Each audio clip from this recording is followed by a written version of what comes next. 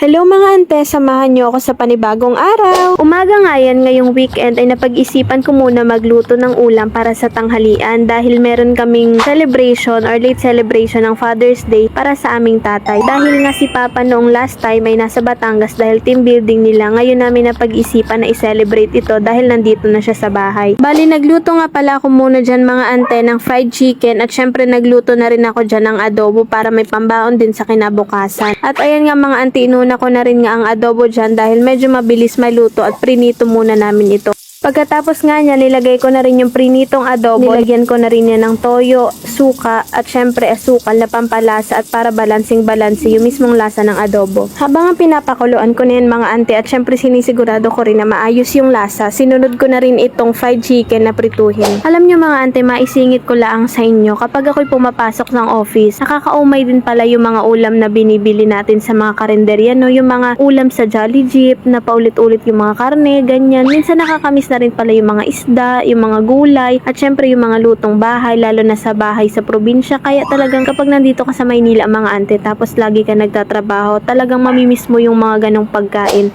At syempre dahil minsan lang din ulit ako kumain ng chicken, kaya ito na lang din yung gusto kong ulamin at kaya ito na rin yung ginawa ko para may maulam ngayong tanghalian. At alam niyo yun mga ante, diga nabanggit ko nga sa inyo na meron kaming late celebration ng Father's Day. Ako tuwan-tuwa lang din mga ante kasi bibihira lang kami lumabas na magkakasama kaming magkakapatid kasama yung aming papa. Kasi nga minsan si Papa ay ayaw maglalabas at alam niyo naman kapag mga oldies na talagang ayaw na nilang lumabas, mas gusto na lang nila na sa bahay na lang daw mag-celebrate, doon na lang daw bumili ng pagkain, mga ganyan. Syempre tayo bilang mga anak gusto naman natin yung mailabas sila para man lang makapamasyal at syempre nakaka-excite din ito. Ay di ayun, konting pahapyaw muna na commercial tayo mga ante. Mabalik tayo dito sa aking niluluto. Ito palang niluluto ko mga ante ay garlic buttered chicken. Bali nga ito ay nakita ko lang din baga sa TikTok. Sabi ko parang ang sarap ng ganito. Parang gusto ko rin naman ng fried chicken, try nating lutuin. Wow. At kami nga ay kumain na rin yan mga ante. At kinagabihan nga yan mga ante, dumiretso na rin kami dito sa SM Ara. Sa totoo lang mga ante, sa BGC talaga sana kami kakain.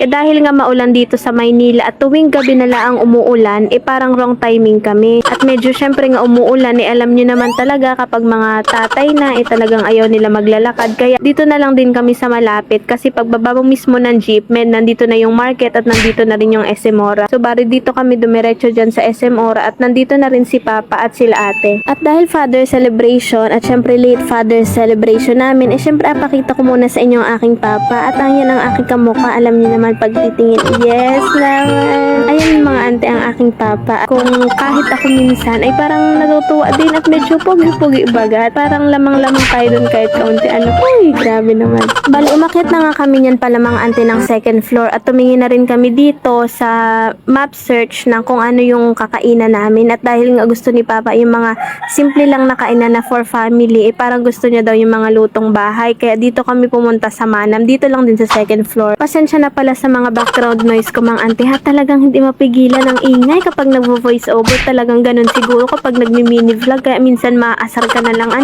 At ayan nga mga ante, mabalik tayo dito habang tumitingin na nga ng menu at kakainin namin sila Papa at sila ate. Talagang napakaraming tao. Bali pang number 12 kami dyan. At talagang si Papa ay magutom na. Alam nyo naman kapag oldies mainitin. Alam nyo yun mga ante, minsan kinausap pa nga niya yung babae na yung staff doon. Sabi niya, ma'am ano po ba yan? Mga ilang oras kami dyan. At parang ang tagal-tagal na nila. Uy, bakit naman nagagalit? Sabi na lang naman din namin, ay intayin mo na lang pa masyado kang mainipin. Sabi ko, may lahi ka ga? Sabi niya, oo, lahing Espanyol. Ay, kaya naman pala mainit na ulo nyo. Oo daw, ay di naman ay umamin din. Kaya kami minsan ay inapagtawanan na laang namin siya. At syempre nga talagang magutom na rin yan. At yan ay mga around 9:30 na ng gabi mga ante. Kaya habang nagiintay kami yan mga ante, nawiwili din dito si Papa sa pinapanood niyang nagpapiano dito sa loob ng mall. Alam nyo mga ante, sa totoo lang, digay yung mga gantong musical instrument na piano, mga violin, ay nakakawili talagang pakinggan. Lalo na kapag magaling ka talagang, alam mo yun, mafe-feel mo talaga. Kaya habang nagiintay kami, hindi rin kami na boring dyan. At syempre, para lalong hindi maboring, chinika-chika ko si Papa mga ante. Alam nyo nyo mga ante, minsan ay inatanong ko rin si Papa talaga kung may lahi talaga sila, ganyan. Kasi kakaiba talaga yung mukha niya mga ante. Parang nakaka-starstruck siya kapag tinitingnan. Kahit nga ako mismong anak mga ante, nasa starstruck sa kanya. Ay, grabe naman ang starstruck sa person na ito talaga naman. Kaya ayun nga mga ante, nakuha nga natin yung shape ng kanyang mukha. Ay kaso may hindi tayo nakuha mga ante, yung ilong. Bakit bagay yung ilong pang hindi natin nakuha? Eh di sana'y nabiyayaan tayo ng magandang ilong. Ano kahit pa paano. Uy, ba naman. At saka mga ante, sa totoo lang, bihirang-bihira ko lang din talaga makausap ito si Papa. Kaya minsan nga mainit ang ulo. Ay ako'y mainit din ang ulo. Ay kami magasalpukan lang pag ganun. At minsan kami pang-away pa. Pero kahit gano'n naman, eh syempre kami naman ay nagabati din. Eh kasi sino baga naman yung away ng tatay at ng anak? Ano? Uy, ba naman. Grabe naman. Na sobrang OA naman ng taong ito. Ay di ayun nga mga ante. Ako'y natatawa dyan sa kanya kasi inip na nga siya. Tinatanong niya na yung staff kung, Miss, kami pa ba ay kakain pa o hindi na?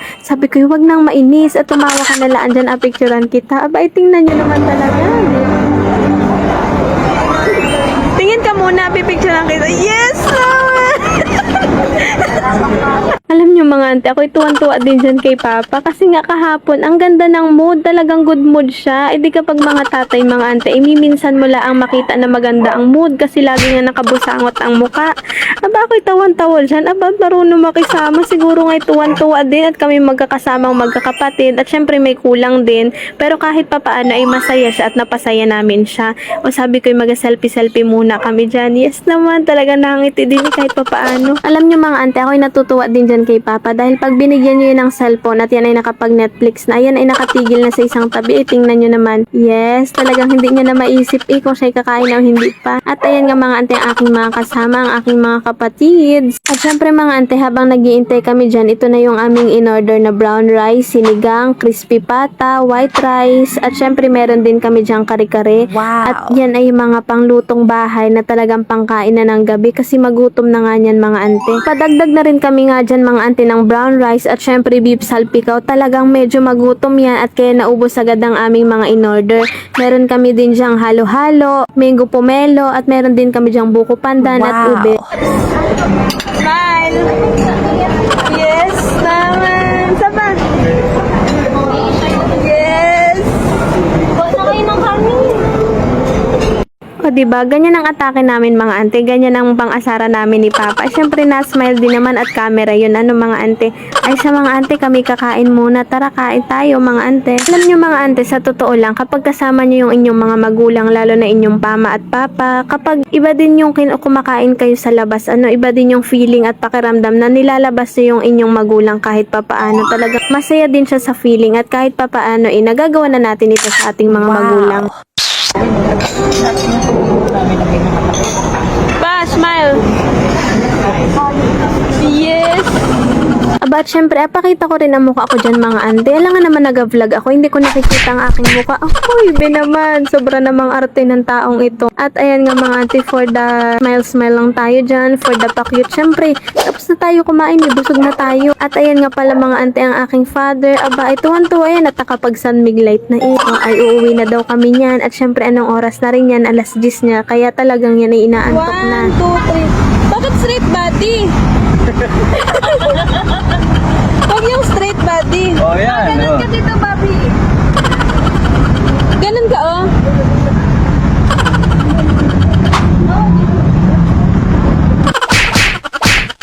O, diba, simple lang yan. Tingnan niya, tiyamot na yan. Ganyan ang mga atake niya ni Papa. Kaya kung napapanood mo tayo, sana naman ay magustuhan mo at napasaya ka namin. At habang nagiintay nga kami niya ng Grab mga ante, syempre for the chika kami dyan nila Papa, nila Kuya, at kami dyan ay nagiintay na kung nasa na nga yung mismong Grab driver. At pagkatapos nga niyan ay dumiretso na rin kami pa uwi. At yan nga yung mga bandang past 11 PM na mga ante, talagang medyo anong oras na rin yan at antok na rin si Papa at kami.